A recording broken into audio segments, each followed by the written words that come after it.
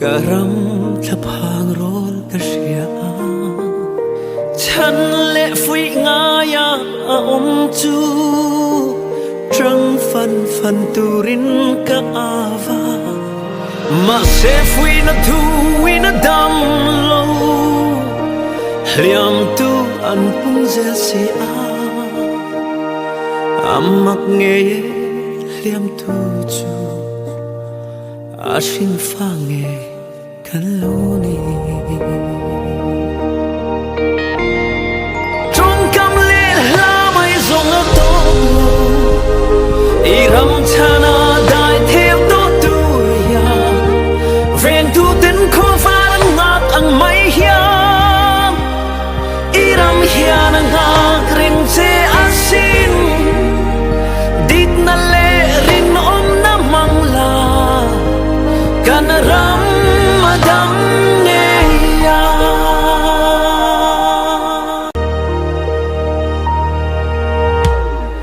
Râu rel tu le thop tu tên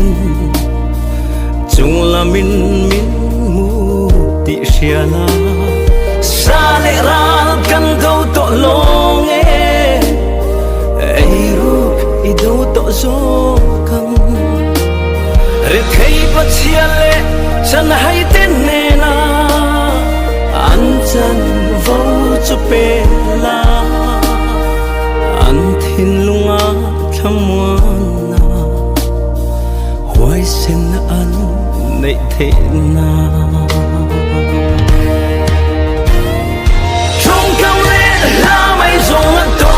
lo Iram chana dai theo to tu ya Ven tu tin kho varan ngak ang mai hian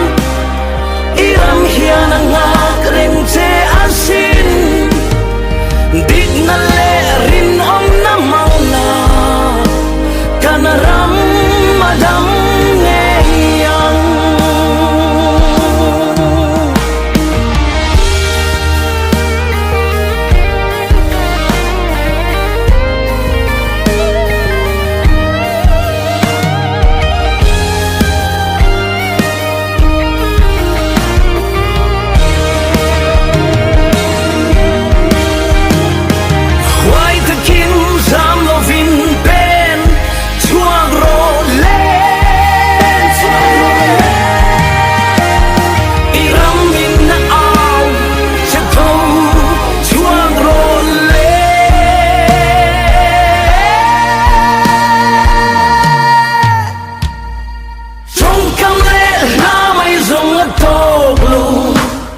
Iram chana dai theo to tu